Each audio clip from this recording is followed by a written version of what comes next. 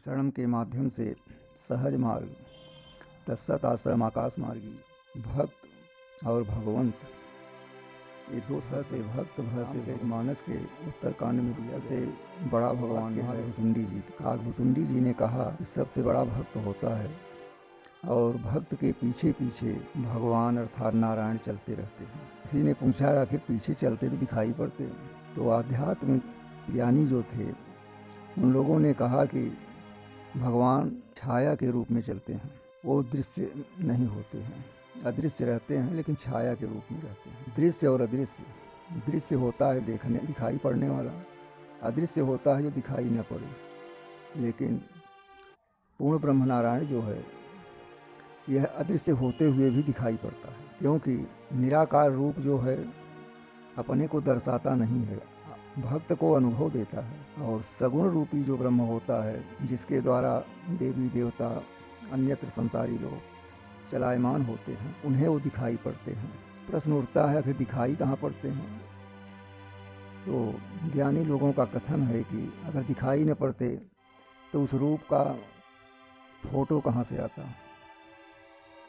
तो कोई न कोई योगी संत सन्यासी देखा जरूर होगा, इसलिए इस विषय को आगे की ओर अग्रसर किया और एक सगुण माध्यम बना करके ब्रह्म की पूजा की गई। ब्रह्म की पूजा से संसार के जितने भी भोग वैभव विलास हैं वो सब आसानी से प्राप्त हो जाते हैं। और निराकार की पूजा करने से मन को शांति, मन में जो मोह माया का विकार भरा हुआ है, क्रोध अहंकार का विकार भरा हुआ है, ये सब नष्ट हो जाते हैं। जीव को हर समय परमात्मा की याद करना चाहिए। उठते बैठते चलते फिरते नारायण नारायण कहता रहे व्यक्ति, कुछ भी न मंत्र जपे, केवल साल भर वो केवल नारायण को याद करता रहे कि हे नारायण, मैं आपके सिवा किसी को नहीं जानता,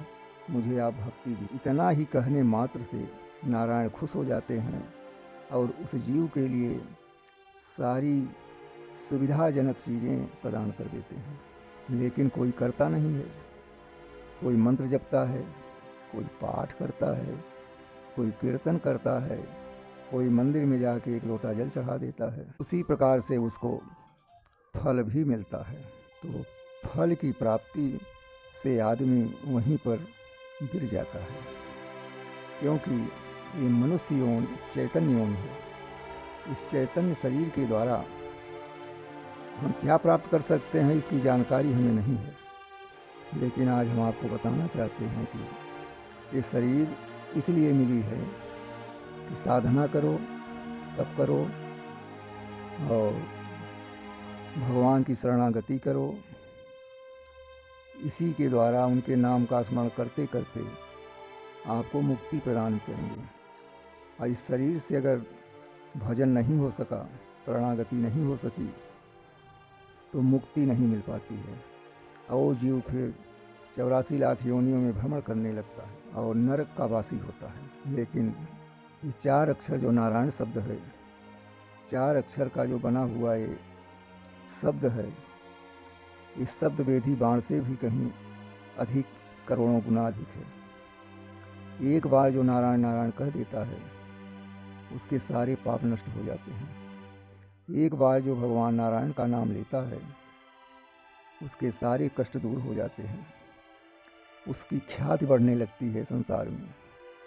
जब इन चीज़ों का अनुभव या बोध होने लगता है तो लोगों के अंदर अभिमान हो जाता है, उस अभिमान से वो गिर जाता है अपने सतमार्ग से। इसीलिए गुरुओं की शरण में जाना पड़ता है। गुरु के द्वारा बताए हुए मार्ग का अनुसरण करने से साधक या भक्त कभी डिग नहीं सकता, और डिगने पर उसे गुरुदेव की कृपा ऐसी रहती है कि उन्हें बचा लेते हैं, क्योंकि ये जीव ही गुरु होता है, ये जीव ही साधना करता है। तो जब भावनाएं उसमें कलुषित मात्र भी आ गई गलत, तो न तो गुरु गुरु रह जाता है, न शिष्य शिष्य रह जाता है। गुरु क्या है उस विषय पर ध्यान नहीं देना चाहिए, उसके शब्द पर, अक्षर पर, मंत्र पर विश्वास करना चाहिए और कर्म स्वयं को करना पड़ेगा, तभी लाभ मिलेगा। इन लाभ को प्राप्त करने के लिए हमें गुरु की शरण में रहना चाहिए, गुरु के आदेश का पालन करना चाहिए और उनके बताए हुए मंत्र का जाप करना चाहिए। और हर समय, हर घड़ी जब आपको समय मिले तब आप जो है नारायण की भक्ति, नारायण का नाम लेते रहिए कि हे नारायण, मैं आपको भूलूं नहीं और आप मुझे भक्ति प्रदान करते रहिए।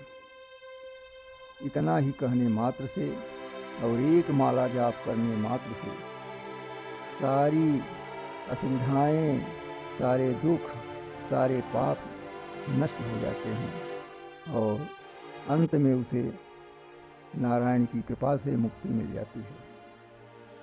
ये बहुत सरल और सहज मार्ग का मार्ग है।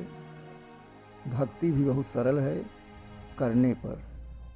कुछ दिन करने मात्र से भक्ति कठिन मालूम होती है, लेकिन जब हठपूर्वक उस भक्ति में विश्वास करके आप लगे रहते हैं तो भक्ति आपको विकास की ओर ले जा कर के और आपको संसार में एक देव के रूप में प्रतिष्ठित कर देती है। भक्ति में बहुत बड़ी शक्ति है, इसलिए जीव को भक्ति करना चाहिए और गुरु के आदेश से करना चाहिए।